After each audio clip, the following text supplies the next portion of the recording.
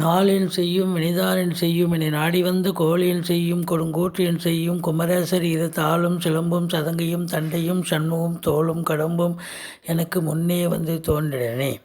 உலகமெங்கும் வாழ்ந்து கொண்டிருக்கும் ஸ்ரீ குபேரன் டிவி நேயர்களுக்கு சைதை ராஜாவின் அன்பான வணக்கங்கள்.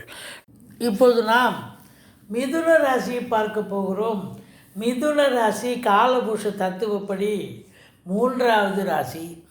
மிருகசீரிஷம் 3ஆம் பாதம் 4ஆம் பாதம், திருவாதிரை 1, 2, 3, 4 பாதங்கள், மிருகசீரிஷம் திருவாதிரை புனர்பூசம் 1, 2, 3 பாதங்கள் வரை உள்ளடக்கியது இந்த மிதுன ராசி.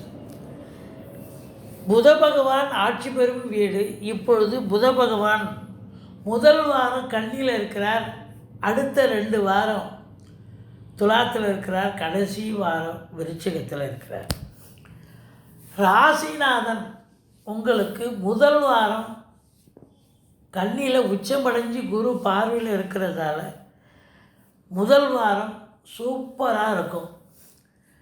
கடைசி வாரமும் உங்களுக்கு எங்கே இருக்கிறார் அப்படின்னா விருச்சிகத்தில் இருக்கிறார். அப்போ கடைசி வாரம் கொஞ்சம் ப்ராப்ளமேட்டிக்கான ஒரு வாரம். ஏன்னா 6ஆம் இடத்துக்கு போயிடுறார்.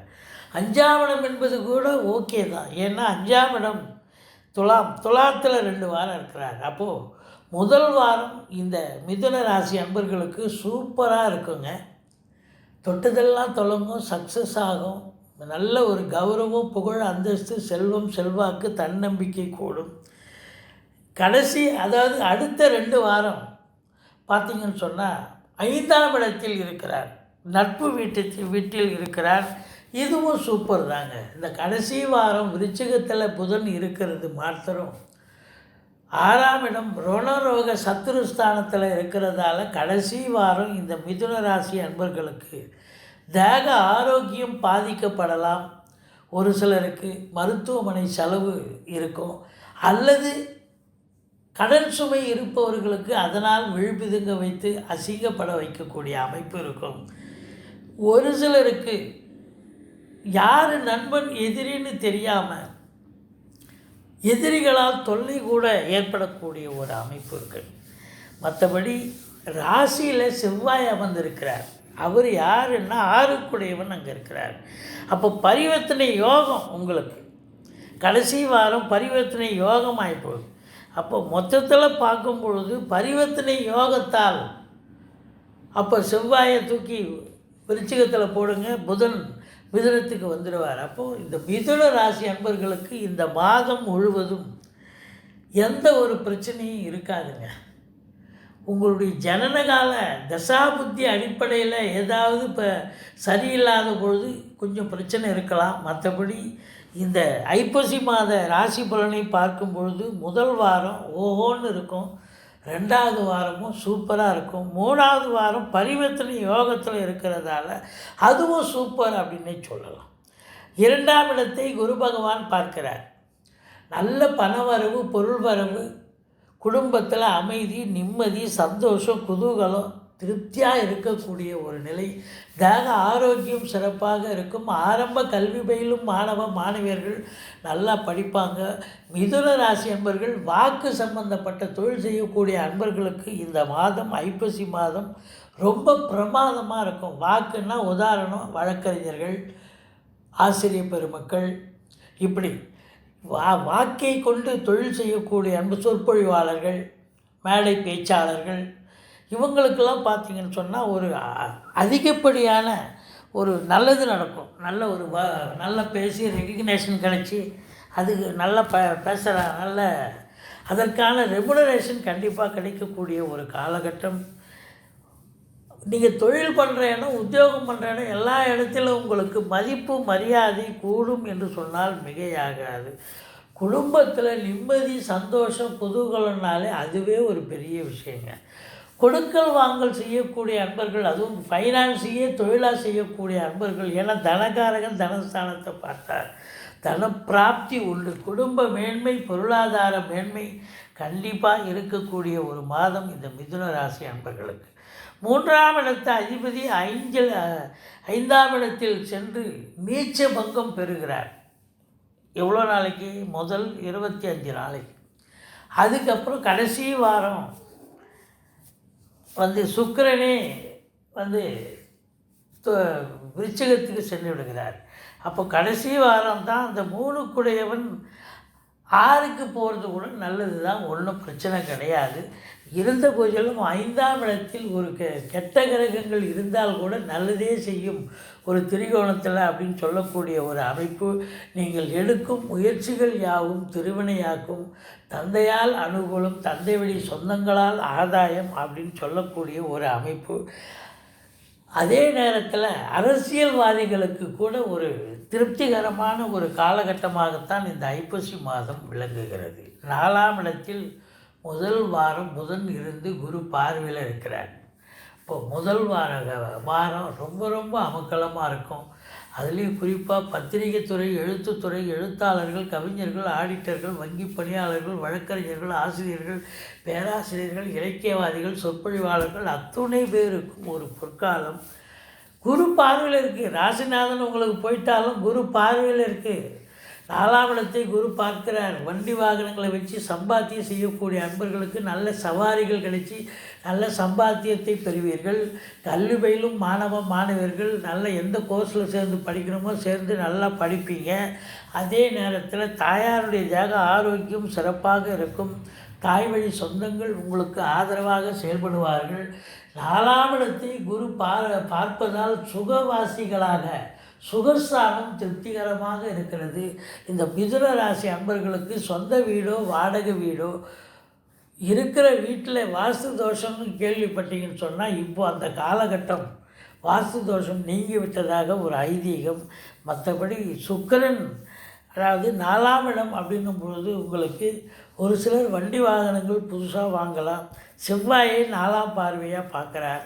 அப்போ வீடு இல்லாதவங்க, மனம் இல்லாதவங்க சொந்த வீடு வாங்கக்கூடிய, சொத்து வத்து வாங்கக்கூடிய ஒரு சூழல் இந்த மிதுன ராசி அன்பர்களுக்கு இந்த மாதம் விளங்குகிறது என்று சொன்னால் மிகையாகாது. 5ஆம் இடம், 5ஆம் இடத்தில் 5க்குரிய சுக்கிரன் ஆட்சி பீடத்தில் இருக்கிறார். இருந்த போதிலும் உங்களுக்கு சனி பகவானுடைய பார்வை இருக்கிறது.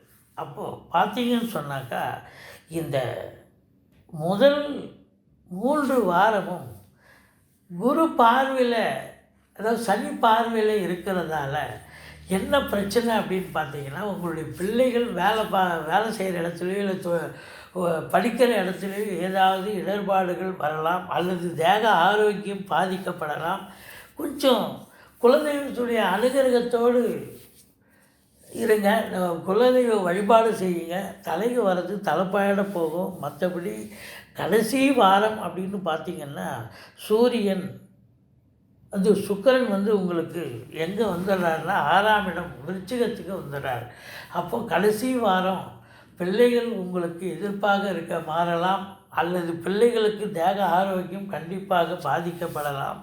கொஞ்சம் எச்சரிக்கையோடு இருங்கள். 5ஆம் இடத்துல இருந்தாலும் சனி பார்வையில் இருக்குது, அதனால் பிரச்சனைகள் தான் அப்படின்னு நம்ம சொல்கிறோம்.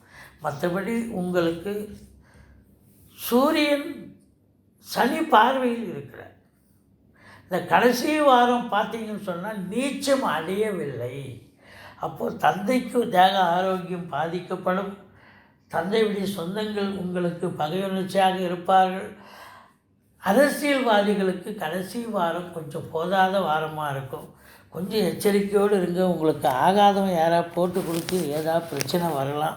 கொஞ்சம் எச்சரிக்கையோடு இருங்கள். மற்றபடி 6ஆம் இடத்தை குரு பார்க்கிறார். எதிரிகள் ஓடி ஒளிவார்கள். கடன் சுமை படிப்படியாக குறையும். கோர்ட்டில் கேஸ் எதாக இருந்தால் உங்களுக்கு சாதகமாக தீர்ப்பு வரும். சொந்த தொழில் செய்யக்கூடிய அன்பர்களுக்கு நம்பிக்கைக்கு பாத்திரமான பணியாளர்கள் கிடைப்பார்கள். வெளியூர், வெளிநாடு, வெளி மாநிலம் போகணும்னு நினைக்கிறவங்க தாராளமாக போகலாம். நல்லதே நடக்கக்கூடிய ஒரு அமைப்பு இந்த மிதுன ராசி அன்பர்களுக்கு அப்படின்னு சொல்லலாம். 7ஆம் இடம் இடத்து அதிபதி 10ல் ஆட்சி பீடத்தில் இருக்கிறார். அப்போது இந்த மிதுன ராசி அன்பர்களுக்கு குடும்பத்தில் அமைதி, நிம்மதி, சந்தோஷம்னு சொன்னோம். அதே நேரத்தில் கணவன் மனைவி ஒற்றுமை அதிகரிக்கக்கூடிய ஒரு காலகட்டம். நண்பர்களால் நல்லதே நடக்கும். சொந்த தொழில் செய்யக்கூடிய அன்பர்களுக்கு பார்ட்னர்ஷிப் என்று சொல்லக்கூடியவர்களால் நல்ல உதவிகரமாக இருக்கக்கூடிய ஒரு அமைப்பு இருக்குங்க. இந்த மிதுன ராசிக்கு சனி பகவான் இது நாள் வரைக்கும் வக்ரகதியில் இருந்தார். அப்போ மிதுன ராசிக்கு அஷ்டமத்து சனி நடக்க வேண்டியது நடக்கலை, செய்யலை. ஏன்னா அவர் 7ல் இருப்பதாக ஒரு ஐதீகம். ஏதோ ஒரு வேலை பார்க்குற இடத்துல இல்லை விரோதம் ஏற்படுமே ஒழிய மற்றபடி பெருசாக எந்த ஒரு தீய பிரச்சனைகள் எதுவும் வந்திருக்காது. அஷ்டமத்து வேலை எதுவும் கொடுத்துருக்க மாட்டார் இந்த சனி பகவான். ஆனால் இப்பொழுது அவர் நேர்கதியில் செல்வதால் அப்போ அஷ்டமத்து சனி கொஞ்சம் பாதிப்பை ஏற்படுத்தும்.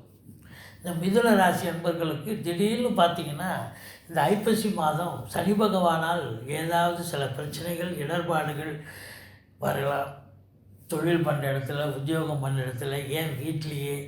ஏன்னா அஷ்டமத்து சனின்னா அசிங்கப்பட வைக்கும், அவமானப்பட வைக்கும். அப்போ நீங்கள் என்ன பண்ணணும், அஷ்டமத்து சனிக்கு சனிக்கிழமை தோறும் எள்ளெண்ணெய் தீபம் இட்டு வாருங்கள்.